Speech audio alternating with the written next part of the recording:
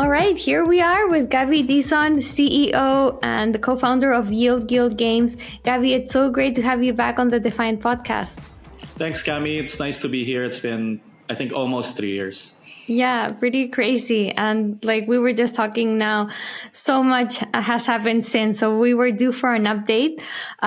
So a quick background, Yield Guild Games is an ecosystem of crypto-based games, including Axie Infinity, Pixels, and others. And Ronin is the chain where these games are based. And as we've written about recently at the Defiant, it's seeing a renaissance. So with, the Ron token is up above its previous all-time high, as is TVL. And also YGG is transitioning to become a guild protocol. So lots to talk about, and we'll get into, what's driving this activity, what it means for YGG to become a protocol, and all of that. But first, I want to start from the beginning and just get everyone up to speed on what Yield Guild is. And then after that, about your own background. But let's start with YGG. So we started Yield Guild Games, or YGG, a little over 3 years ago. And at this time, I was a member of the Axie Infinity community. And I was, it was very early days of NFTs and gaming. And we were experimenting with a small community over, I think it was less than 500 gamers at that time. And it was a very new field, but during the pandemic, there's a lot of demand surge for games like Axie, because if you play the game of Axie Infinity, then won a game, you won a token called SLP, Smooth Love Potion, and that token could be exchanged for Ethereum, and then Ethereum back to fiat. So it was a way where a lot of people in my home country, the Philippines, were able to make money during the pandemic. And people organized themselves into guilds. There were people who had more Axies. There were people who were coming in who wanted to play and earn money but didn't have the means to buy an Axie. So people organized themselves into guilds where some people would provide the funds, some people would breed or create the NFTs, some people would play them, and then there would be people who were organizing these. And YGG came in as the first platform to kind of organize and match these between the NFT owner and the gamer and the platform itself. So we did this in 2021, and then Axie became very popular then, and YGG along with it. And then we started expanding to work with other games as well. So we partnered, have bought some assets, or are working with over 50 different games since then. And during the bear market, a lot of the demand for these assets in the yield basically evaporated. And there were still this very strong community that believed in the future of NFT gaming and with YGG. So we stuck around, and we wanted to really build a platform where people could discover the games they wanted to play, be able to earn and own assets in them. So during the bear market, we started working on a questing system. And with this questing system, people would do quests in different games. And then once they finish the quest, they would earn a soulbound token achievement. So a soulbound token is a non-transferable NFT. So this is like an achievement badge or proof that you had done something within the ecosystem. And our goal here was to prove that our community members were valuable. A lot of people had labeled the play-to-earn gamers as extractors, which I think was incorrect. You had to actually take a look at what people were doing inside the ecosystem, because it's not just the whales that are valuable. There are people who provide player liquidity in the game. There are the esports people. There are people who create content, UGC, streaming. So there's different kinds of value as a player to contribute to an ecosystem. And that's where the start of the questing and reputation system came in. In that process, how did YGG expand beyond Axie Infinity? Like how was that process of adding new games to the ecosystem? Yeah, so of course, over time, a lot more games came up, and people are interested naturally in different types of games. Axie itself then was a card battler, and then there are now like shooting games, RPGs, MMOs, strategy games. So it was natural that people would want to play different games, and we look for some of the best of these games and listen to also what kind of games our community wanted to play. and we started buying assets in some of these games, whether it's like land, weapons, items, and then started offering these to our community as a way for them to play these games as well. And before we go deeper on YGG, I'd love to talk about your background again. I know we discussed it in the first episode, I mean, when we first recorded, but yeah, would love to get the story again on what led you to get into crypto, get into gaming, and start YGG. Sure. So I grew up playing games all my life. So I always knew I wanted to be a game developer. And around 20 years ago, I joined a team that was part of the first game developer ever in the Philippines. So we released the first game to come out of the Philippines. Fast forward 10 years later, I started a mobile game studio. And in 2017, I learned about Ethereum. And that's really what got me interested into crypto because I had learned about Bitcoin a few years before from my friends that were doing remittances. But I was a game developer, I was programming, I wasn't really interested in remittances. It was the notion of smart contracts that really got me into crypto. If you could program value in Ethereum as you did with smart contracts, then why couldn't you program real value inside game economies, right?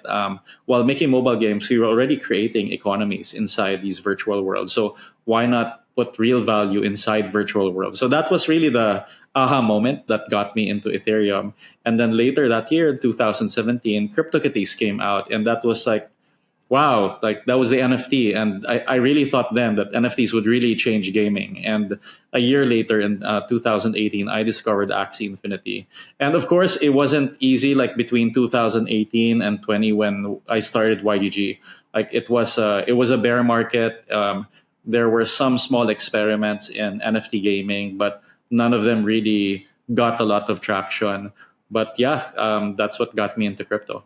What was kind of the you mentioned this aha moment? What was it about crypto NFTs that got you so excited? Like, why do you think Web3 gaming can be better or more interesting than Web2 games?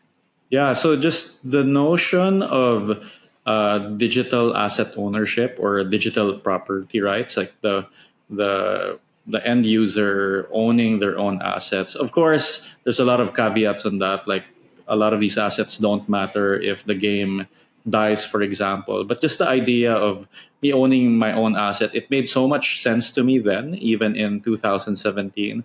Of course, going back to, for example, like playing physical card games like Magic the Gathering, that was probably the most direct comparison to owning your own NFTs. That's why trading card games or TCGs are also very popular in crypto. But yeah, it just made sense to me where if you were able to create a vibrant and thriving virtual economy, why wouldn't the end users, the players, own their own assets? That was the most basic premise, and I think it still holds true up to now. So I mentioned the Ronin chain. If you can get into kind of what your relationship is with Ronin. Okay, so Ronin was born out of the efforts of Axie Infinity in 2021.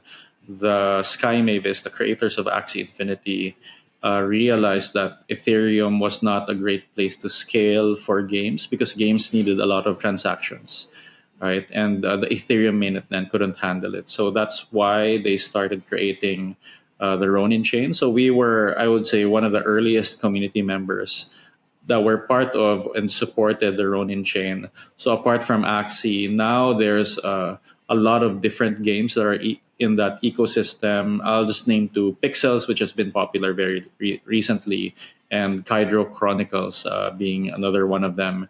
And yeah, so we supported Ronin very early on. We're one of the governing validators of that ecosystem as well. And yeah, a lot of our community are also cross-pollinated with Ronin community members. A lot of them coming from Philippines, but not just Philippines, in other places in Southeast Asia, Latin America as well. Are all of the games in YGG based on that chain? No, we are actually cross-chain because the philosophy of YGG is that we want our gamers to discover games no matter where they are. So there's games that we're supporting like Parallel, for example, that is on base, and Guild of Guardians, for example, is on Immutable. But a lot of the games that our community discovered first are Axie Infinity are coming from Ronin. Got it, got it. And then you also have a token, a YGG. Can you get into what role the token plays and kind of where it's based? I think it's on Ronin as well, right? Yeah, so the token started in Ethereum and then Polygon, and now it's available on the Ronin network as well. So think of the token as kind of your access pass to different things in the ecosystem. There are quests that you can discover in these games that are free, so they don't need any kind of payment, and you can discover quests and get achievements, get rewards. But there are some access to premium quests that would need you to have the token, either to hold a certain amount of the token or to pay or burn the token. So, for example, in January, we had an Axie Super Quest where we had our number one Axie champion. His name is Spam and Rise, and he was teaching people on how to get better at Axie Infinity. And you needed to burn 5 YGG tokens to access that quest. Okay, so to recap, so Yield Guild Games is this is an ecosystem of different Web3 games that started with Axie Infinity, but has grown beyond that to different games in different chains. So, even if That's Axie right. started on Ronin, now there's a parallel that's on base and other chains on other games on other chains. And the way that these games are incorporated in your ecosystem is that you acquire different assets on that game and make those available for your community. And then you have the YGG token, which is like an access pass or maybe like some sort of subscription, I guess, to like different experiences to access different like premium experiences in the ecosystem. Is that right? Yeah, that's a great way to put it. Now we want people to think of us because in the last few years, people were thinking of YGG itself as a gaming guild. That's how we became known, and after us, a lot of other guilds also came out as well. Now we're telling the narrative that we want to be known as a guild protocol, meaning that we want to be a platform where different game communities or gamers can organize themselves as guilds and be able to discover different kinds of quest opportunities in different Web3 games. So yeah, that's how we're describing ourselves now. Can you describe again what these quests are? So they're a way to get these badges, but if you can go into what they encompass. Yeah, so a quest is basically doing something within a game, right? It could be, for example, defeat a boss. It could be go to level 3, or it could be form a guild with 5 other members and do something in the game. So it kind of depends on the game, but a quest is a way for you to do an action in the game, and then the achievement denotes that action. So even if the quest is off chain, for example, it happens in the game, we create an achievement and put it on chain on your wallet to denote that you actually did that thing on the game. And over time, as you do different kinds of quests in different games, you start building a reputation for what kind of gamer you are. You might be, oh, I'm into fighting games, I'm into TCGs. I have an achievement that says I won a tournament. So over time, you're getting this reputation based on the actions that you've done in these different games. Today's podcast sponsor is Carpet Key. Carpet Key is defining the standard in non-custodial on-chain asset management infrastructure. Carpet Key delivers financial solutions to leading DAOs, fostering the growth of the members of their DeFi treasury network, which already exceeds $2.6 billion in assets. Carpet Key creates robustness for the DeFi ecosystem as a whole, and they always do it the right way. Learn more at carpetkey.com. So the idea is to get these badges that start forming a reputation. Okay, cool. I want to, before we get into deeper into this reputation system, I wanted to ask you about a couple of criticisms that I usually hear about Axie, or that I have heard before.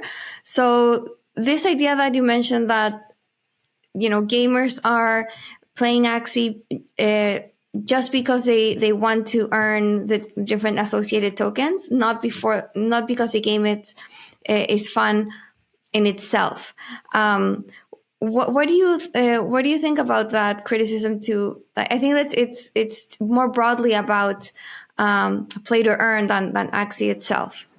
Yeah, it's probably the most common criticism of play to earn itself, right? Starting with Axie, but with like the entire space. And I think the how I would reply to that is that, number one, a game has to be fun, right? Like a game has to be fun for people to come in to play it, and then the earnings are there as a way to incentivize people to do certain actions. So, for example, Pixels is actually a great example of this.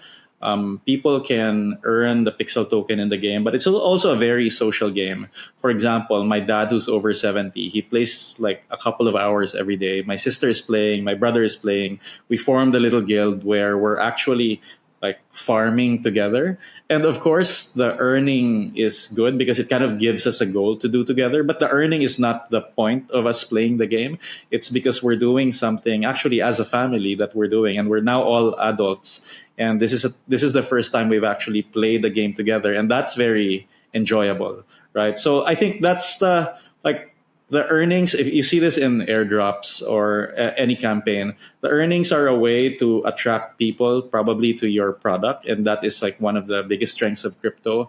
But what gets them to stay is the application itself, whether it's a game or anything else. So a good game will use earnings as a way to get people into the game, but how that economy is designed, what people will spend on, how people will stay and enjoy, is really up to how well the game is made. Okay, right. And do you think that Web3 games are at that stage now that, are they able to compete in kind of how fun they are with Web2 games? Yeah, absolutely. I do think so. Like two of my favorite games right now are Pixels and Parallel. Again, Pixels is a casual farming game that is available on Ronin network, and then Parallel is a trading card game that is available on Base. And these are games that I think can compete with like any Web2 game on like how enjoyable they are to play. But now they have the added power of the Web3 mechanics, the earning mechanics, the digital ownership, that I think makes it stand out apart from the rest of the Web2 games long term. Nice. Cool. And then, so you started to get into what this transition to becoming a protocol Yeah. is. So can you talk a bit deeper about that? Like what exactly does it mean? What changes in YGG for Sure. it to become a protocol? Sure. So people thought of us as a guild, meaning that we bring players together and we bring them into games. And that's still true. But we are not the ones who are playing the games ourselves, right? We are the one that organizes people, gives them the tools and the platform to be able to do this in a scalable manner. And that's what a guild protocol is. There's different components to that. One is that we have the quest and achievement system that I was talking about earlier that can bring people and communities into games and then build their gamer reputation on chain, right? Second is that we have the assets in these different games that can enhance people's experience when playing these games. Third is that we have the community, of course, our community of gamers, or the DeFi parlance for it is a player liquidity that we give it to the games. There's many different types of liquidity in crypto, right? Most of it is financial, but we're probably the biggest source of player liquidity in all of Web3. And then the fourth one, which we are releasing in a few months, is called Onchain Guilds. So it's a way for guilds to build their identity on chain. And it's composed of a multi-sig wallet, a membership list, and the ability to go into quests as your guild, not as an individual. So having your like guild identity on chain, I think, is an essential part of being a protocol. And taken all of that together, that is what makes YGG a guild protocol. Interesting. Okay, so getting into details on these four aspects. First, you mentioned you have the biggest player liquidity. So how big is your community right now? Yeah, so across the entire YGG network, there's more than 3 million gamers that Wow. have played a Web3 game. So Mhm. apart from YGG, we have guild communities in the Philippines and through our guild partners in India, in Latin America, across Southeast Asia, Japan, Korea. So we built this guild network throughout the last 3 years. And now that the games are getting better and the crypto markets are back, these communities are starting to grow again. Hmm. What does it mean to be a part of your community? Is it holding the YGG token and having played a game, or how do you measure that? You don't necessarily have to buy the token. We actually prefer that people earn it. So, for Mm. example, people can mint the YGG badge for free. And minting the badge gives you access to the quests on our platform. And then, if you do the quest and then you finish that, you get the achievement, you get different types of rewards. Sometimes the rewards are in game, sometimes the rewards are from the game itself, or the reward can be in the YGG token. So, I really believe that for crypto to grow, your first crypto should be earned, not bought, right? And yeah, play to earn is one of the best ways to do this because it allows people to get the experience of owning a crypto asset that they care about without having to pay for it. I love that concept. This, what did you call it? This On-chain guilds, on-chain yeah, guild, right? yeah. Okay, so right, that is what I think what's key to making YGG a protocol, right? Giving other guilds tools to create their own system, their own kind of reputation system and quest and so on. Yeah, that's right. So people have always known that we've had a lot of guilds, but these guilds are kind of managed on their own. They have their own Discord. There might be a solo wallet. In a few cases, rare cases, there might be a guild multisig. But we want to kind of combine easy guild management and your wallet and your multisig so that it's easy for people to create and scale their own guilds. I believe that guilds are actually similar to like the small and medium enterprises of Web3. They're like your small businesses, right? Hmm. These people could be just a group of friends start playing a game, then they start earning assets, and then maybe they start adding in some ETH, and then they start building their wealth from there. And to be able to go from like a small business to scale, then you need the tools to do that. And these are the tools that we're providing in on-chain guilds. So what are these tools specifically? So the tools are a guild multisig, a member list, and a group questing system, a guild questing system. Okay, so this multi-sig is to manage the assets that the guild collect or earn together, and then these quests. So that means that these guilds can create their own badges, like their own rewards system. And then you have a member list because not all your guild members might be on the multisig. You might have some junior members, you have some senior members, you might have some officers. So this is like a guild in a game like World of Warcraft, right? Not everyone will have access to the guild wallet. And but through the multisig, you have your guild identity because you have your address and then you have your guild NFT badge. And then you have the members to see who are part of your guild. And then you can go on quests as a group, as a guild, so that when a game looks at your wallet, your identity, it knows what guild you're from. And then it's like team sports, right? Like you play in the game, it knows what team you're from. So with all these pieces combined, what does the longer term vision for this ecosystem look like? Yeah, that's a great question. So we want to put self-organized labor on chain, right? Right Okay. now, it's play to earn, and a lot of people are doing this in games. But people are getting together, organizing themselves, and then doing things online in Web3 that get them to earn and own their own assets. So that is actually much bigger than games. The grand vision of YGG is to be the largest pool of decentralized labor around the world for people to self-organize and do these things. So it might be playing games now. One of the emerging fields that we've seen is decentralized AI labeling. So we partnered with a protocol called Synesis One that does labeling for AI for LLMs, and then people do it and get paid in crypto. So we invested in them 3 years ago, and now our guild members, apart from playing games, they're doing things like identifying images so that LLMs can identify them later on, right? And so these things are starting to happen. And now with the rise of Deepin as well, now there's a lot of different devices that people can do that can earn them crypto. So if I'm a guild, I may be playing these games, I'm having fun, and I'm earning some crypto. But now there's different ways for me to earn money. I may be, for example, proving my humanity with WorldCoin and earning some tokens for that. I may be using Grass, sharing some data, and then getting paid for that. I may have a Solana Saga phone or a Jumbo phone, get some airdrops. And when you combine all of these together, then these guilds actually have diversified income streams in crypto that makes it a lot more powerful than being reliant on the economy of a single game. So interesting. Okay, so this vision goes beyond just games to organizing groups of people who want to perform different on-chain actions to earn crypto. That's correct. Yeah. Why will it be beneficial for people to organize in guilds rather than just do these actions on their own? Yeah, it's guilds are all about pooling your talents together and specialization, right? So in a guild, you may have someone who is, for example, good at playing a game.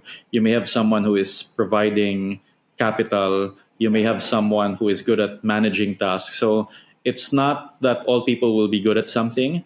I think people really shine when they get together and use their different skills to achieve a larger result. And right now, this is mostly called companies or corporations, right? The corporation is a way for you to organize labor in the physical world and then scale it so that people can achieve greater results. But I believe you can also do this on chain, and with the different ways you can do this in a crypto economy. Now you can organize yourself as a guild, put your identity on chain, put your skills to work, earn money from anywhere in the world, and people are not going to judge you on what country you're from, what your hourly rate should be, or what skin color you have. If you can do the work, you can get paid in crypto. And I think that's incredibly liberating for people around the world. Will these skills be more useful, I guess, for more complex tasks than, say, like airdrop farming? I think so, yeah. Yeah, because now that you can organize people together into guilds, you can start doing more scalable tasks, right? You don't just want to do airdrop farming. You might be managing land, for example, in a game. You might be training people to get better at a certain type of task. You might be building guilds that are specializing in different types of work, right? So, like going back to, I would say, medieval guilds, like you had a thieves guild, you had a merchants guild, you had a traders guild. I think we're going to see the same in crypto, where you could have, for example, an AI prompters guild, you can have an artist guild, you can have an airdrop farming guild, and these people would specialize in different things. Protocol 20 introduces Sorbonne, which is Stellar's cutting-edge smart contracts platform. This creates new surface area for innovation and provides new opportunities for developers to build protocols and products that create access to everyday financial services. So it means a gradual increase in transaction capacity and a chance to fine-tune applications. And it's the most transformative upgrade to the Stellar network to date. Woohoo! Do you see this as kind of a marketplace of different kinds of guilds, and then people can go and choose which one suits them? Absolutely. Yeah, that's why the reputation matters, right? So now, if I get good, for example, at AI labeling, I can get achievements that say I'm good at AI labeling. So if someone wants to have that kind of work done, you can look at different guilds and say, what are they good at? Are they good at games? Are they good at esports? Are they good at airdrop farming? Are they good at prompting? Are they good at AI labeling? And then you can work with the ones that have the profile that you want to work with. Very cool. And this being Web3, I can see also a use case where these badges are relevant outside of YGG protocol, right? Like maybe me as a media company, I don't know, like maybe I want to give discounted subscriptions to people who are good at, I don't know, Web3 games, because they'll be a good part of my community. And I don't know, maybe that's a random example, but taking it further, there's different DeFi or Web3 dApps that might use these badges on their own ecosystems. That's the beauty of having on-chain attestations or achievements as soulbound tokens. One, a soulbound token is non-tradable, so the wallet that earned that achievement gets to achieve it. So you have a certain amount of I guess confidence that the people who earn that badge is that same person, and then that person actually owns that badge. You own your own data, unlike cookies and websites or Facebook owning your own data. Facebook is one of the largest companies in the world because they own so much data about us, right? And that makes it extremely useful for targeting, for advertising. And with on-chain badges and reputations, someone can create their badge by doing a quest in YGG, but anyone can actually see that badge about the person, and then they know something about that person. I've completed this badge, I finished this game. And so that informs different games, applications, protocols about what profile this person holding the wallet is. And they can give custom offers, custom discounts. They can offer them to go into an application. They can invite to a subscription. So I think that notion of owning your own personal data achievements and then choosing what you want to show in your wallet is incredibly powerful. Just more broadly, talking about on-chain identity and reputation, it seems like the key technical innovation to unlock this are soulbound tokens, like non-transferable NFTs that are like these badges. Do you think so? Yeah, I think so, because a lot of the, I guess, focus on a lot of crypto assets, whether they're fungible ERC20s or non-fungible NFTs, has been around the trading, the financialization, the marketplace. But if you look at reputation is one of the most important things in the world, even to us as persons. What is your reputation? What is my reputation? But now in crypto, putting your reputation on chain means that I can build up a reputation over time. And this reputation is not meant to be tradable. I'm not trading away the achievements I've built over time with you. It's something that informs my quality as a contributor on chain, right?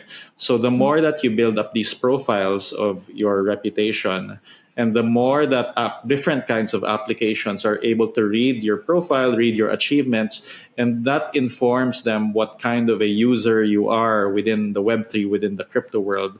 I think this will give a lot more like rich set of applications that people can do and kind of differentiate, like who deserves an airdrop, for example, who deserves to have like VIP access in my application. So it unlocks a lot of possible behaviors that weren't possible before. So you have these non-transferable tokens. What other relevant pieces do you think on-chain IDs will need for them to succeed? Okay, so not all of your reputation, of course, is coming from on-chain.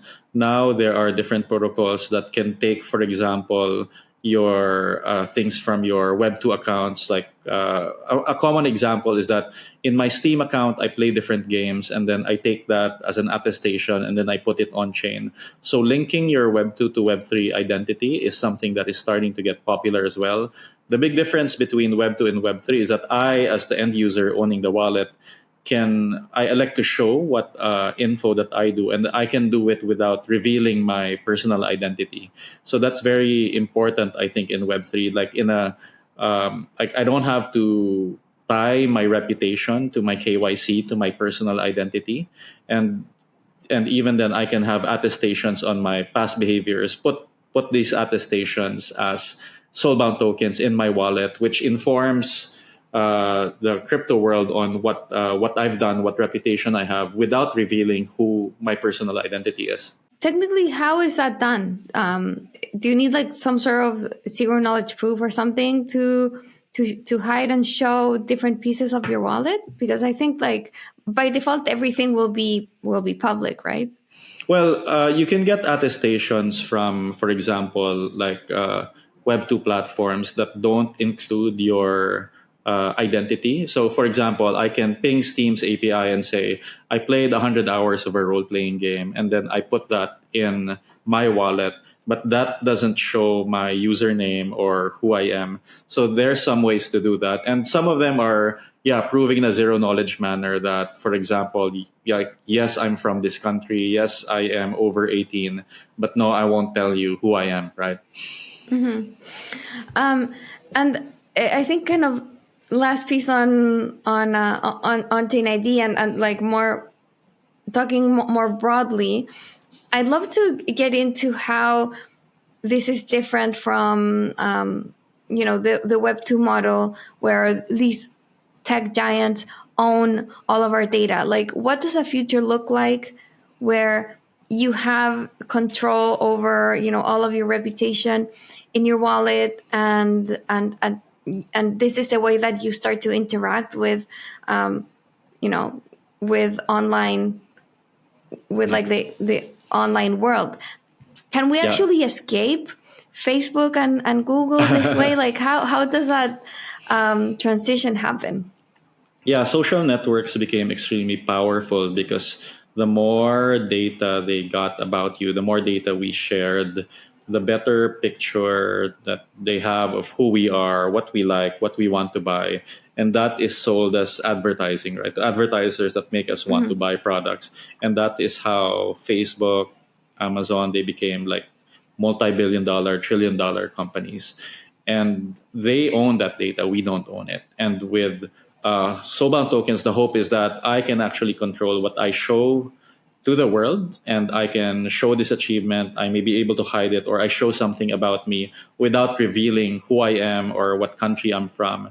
And having that control and being able to control your data and show and decide who you show it to is something that's really important, especially now, for example, that there's a race to own a lot of data because of the AI companies, the LLMs. They need proprietary data to make themselves more useful.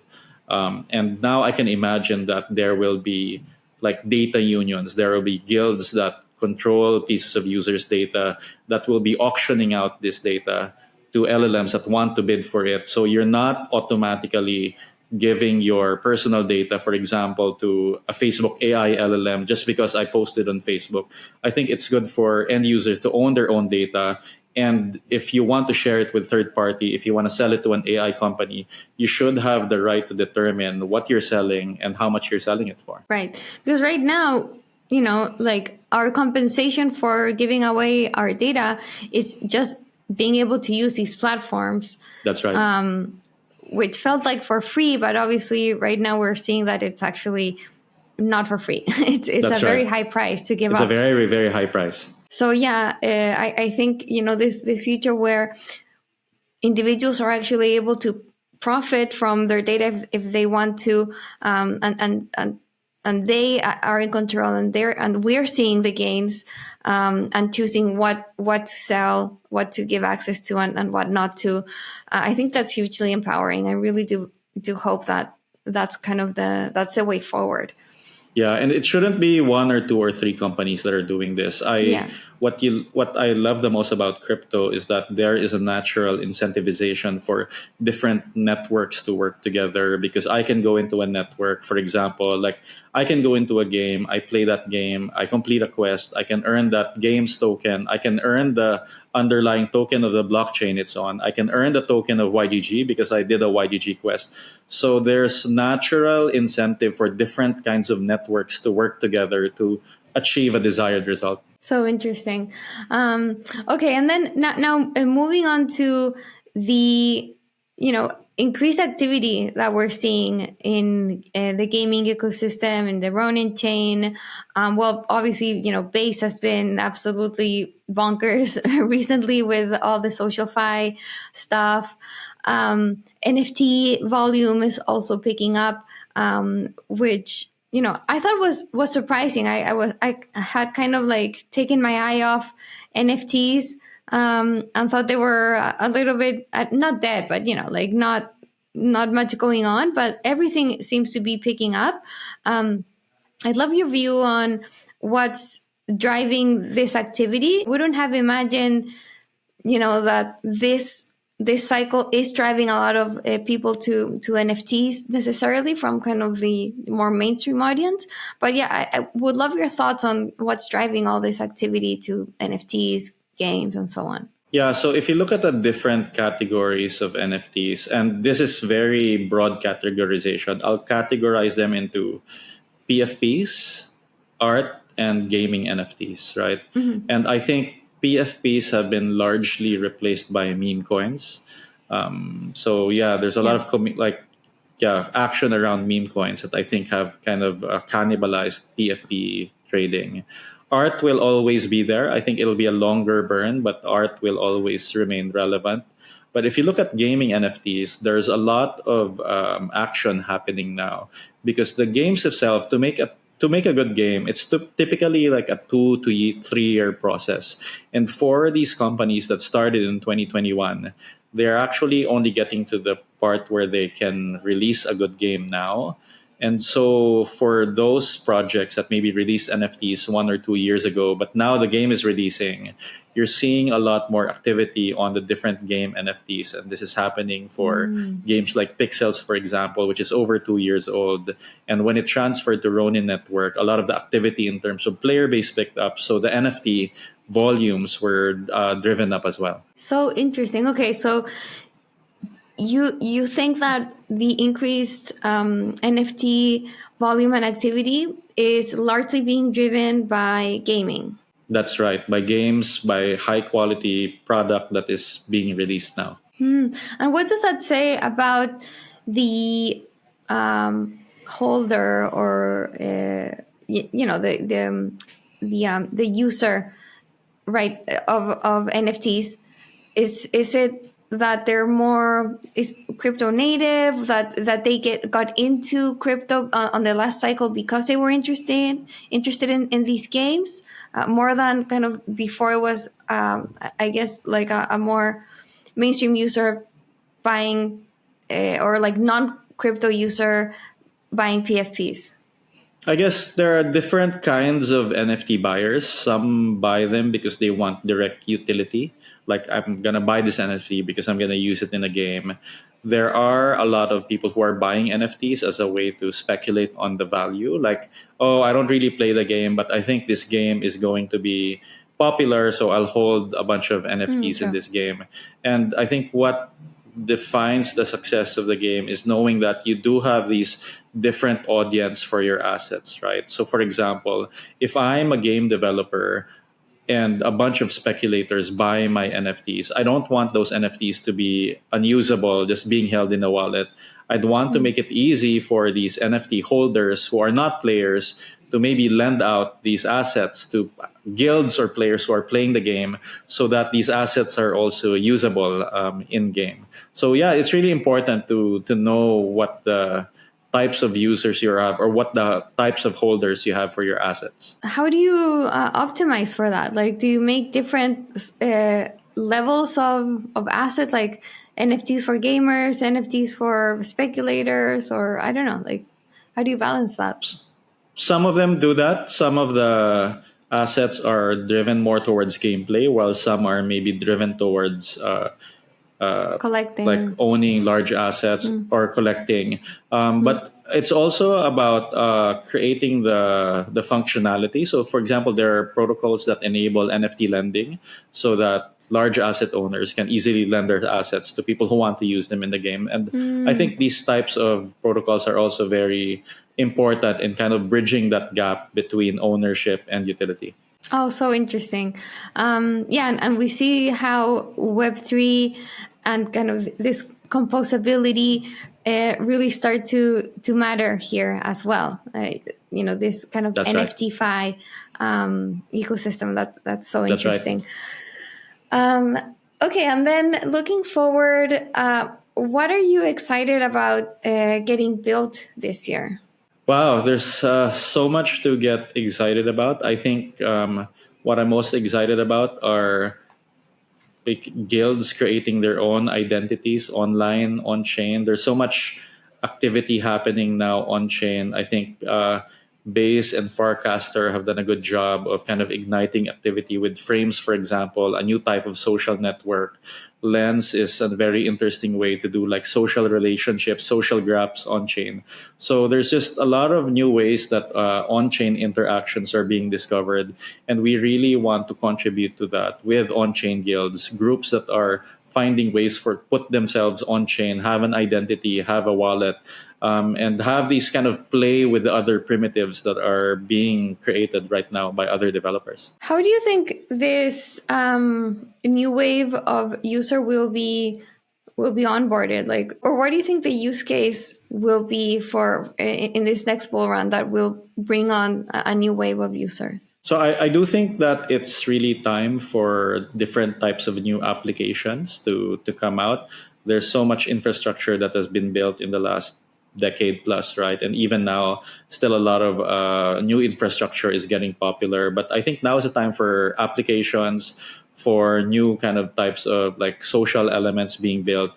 And what's great about someone creating a new social application is that you don't have to build all of the elements yourself. You can use different primitives that are made by other teams, other networks, and kind of remix that into a unique application that you have. So, for example, someone can create a new social network and use the reputation badges of YGG and then mix that maybe with getting data from Nansen, for example, and create a unique application out of it without actually having had built all of the components themselves because you're tapping a lot of the data on chain. So I think that's really interesting and will lead to a lot of like remixed data on chain into unique applications.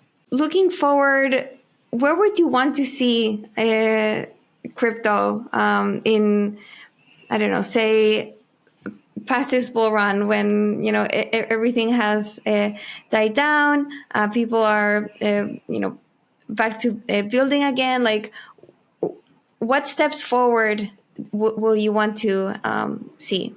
Yeah, so the kind of vision I've always had was that someone's crypto wallet was their way of unlocking all of the different opportunities that they had in virtual worlds, right?